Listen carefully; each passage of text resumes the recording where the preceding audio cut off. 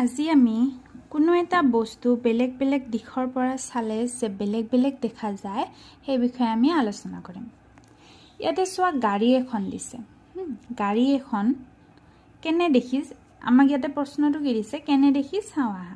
গাড়ী এখন কেনে দেখি মানে সন্মুখৰ পৰা চালে কেনেকুৱা দেখি, কাষৰ পৰা চালে কেনেকুৱা দেখি আৰু ওপৰৰ পৰা চালে কেনেকুৱা দেখি। গাড়ীৰ এখন দিছে, গাড়ীখন সন্মুখৰ পৰা কাষৰ পৰা আৰু ওপৰৰ পৰা চালে আমাৰ কেনেকুৱা দেখি এইটো দেখাইছে।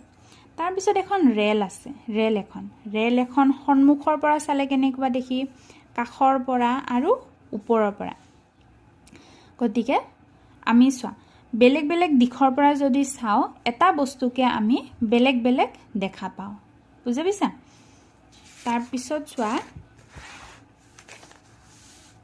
তলৰ ছবিবোৰ চোৱা আৰু কোনটো দিশৰ পৰা দেখা পাইছা লিখা।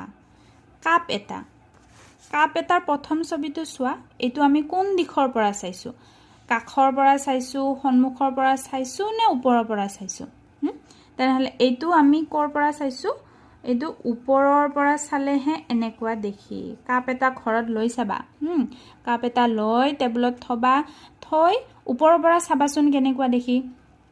তাৰপিছত এইটো আমি কাষৰ পৰা চাই দেখিবাচোন কেনেকুৱা দেখি। কাষৰ পৰা চাইছো, কাষৰ পৰা তো লিখি দিবা, ওপৰৰ পৰা আৰু কাষৰ পৰা। তাৰপিছত ঘৰৰ চিৰি এটা আমি এইটো কোন দিশৰ পৰা চাইছো, এইটো আমি কাষৰ পৰা চাইছো, কাষৰ পৰা। তাৰপিছত এইটো কোন দিশৰ পৰা চাইছো, এইটো আমি সন্মুখৰ পৰা চাইছো, মুখামুখিকে আছো মানে সন্মুখৰ পৰা, বুজি পাইছা। তাৰপিছত হাতী এটা দিছে আৰু টেবুল এখন দিছে, এইটো তুমি এতিয়া নিজে লিখিবা। এইটো হাতী এটা প্ৰথম ছবিটো আমি কোন দিশৰ পৰা চাইছো, বুজি পাইছা। এইটো তুমি নিজে কৰি ল'বা। তাৰপিছত চোৱা এইফালে তলৰ ছবিবোৰ চোৱা।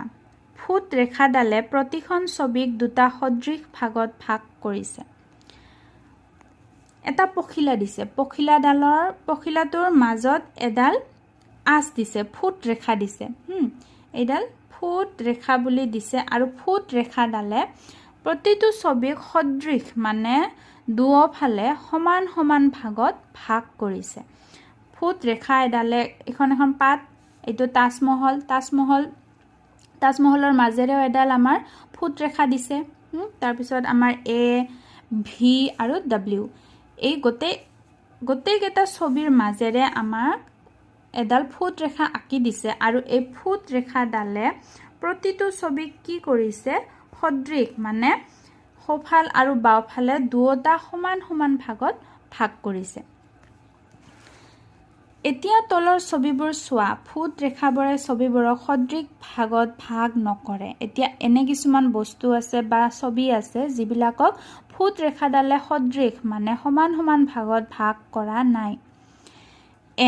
এন এলফাবেটটোৰ মাজেৰে ফুট ৰেখা এডাল আঁকিছে, C আৰু F ফুট ৰেখা এডাল আঁকিছে, কিন্তু সদৃশ মানে সমান সমান ভাগত ভাগ কৰা নাই। এফালে যদি বেলেগ হৈছে আনফালে বেলেগ হৈছে, দেখাত একে হ'ব লাগিব। দুয়োফালে আমাৰ দেখাত সদৃশ, দুয়োফালে সমানো হ'ব লাগিব আৰু দেখাত একেও হ'ব লাগিব। গতিকে দেখাত একে হোৱা নাই, তোমালোকে হাত দি এনেকৈ চাব পাৰা, বুজি পাইছা। ৰেখাডালৰ ইপাৰ সিপাৰ তোমালোকে চাব পাৰা, সমান হোৱা নাই বা দেখাত একে হোৱা নাই।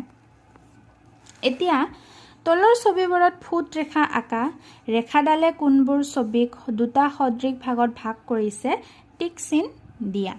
এতিয়া প্ৰথম ছবিটো আমাৰ দি দিছে এটা ত্ৰিভুজৰ মাজেৰে এডাল ফুট ৰেখা আঁকিছে আৰু দুয়োফালে সমান সমান বা একে দেখাত ভাগ কৰিছে, সেইকাৰণে তাতে এটা টিক চিন দিয়া হৈছে।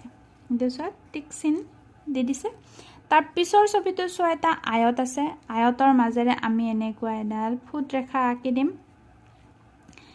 ফুট ৰেখা আঁকাৰ পিছত দুয়োফালে সমান হৈছে নে নাই চোৱা, দুয়োফালে সমান হৈছে, দেখাটোত একে হৈছে দুয়োফালে তেনেহ'লে আমি ইয়াতে এটা টিক চিন দি দিম তাৰ পিছত আৰু এটা ছবি আছে ইয়াৰ মাজেৰে আমি এনেকে ফুট ৰেখা আঁকি দিম ফুট ৰেখা আঁকি দিয়াৰ পিছত দুয়োফালে সমান সমান হৈছে দেখাটো একে হৈছে তেনেহ'লে আমি ইয়াতো এটা টিক চিন দি দিম এনেকে তুমি বাকি কেইটা ছবি কৰি লবা ঠিক আছে বহিত কৰি লবা আৰু টিক চিন দিবা যে ফুট ৰেখাডালে ছবিবোৰক সদৃশ ভাগত ভাগ কৰিছে নে নাই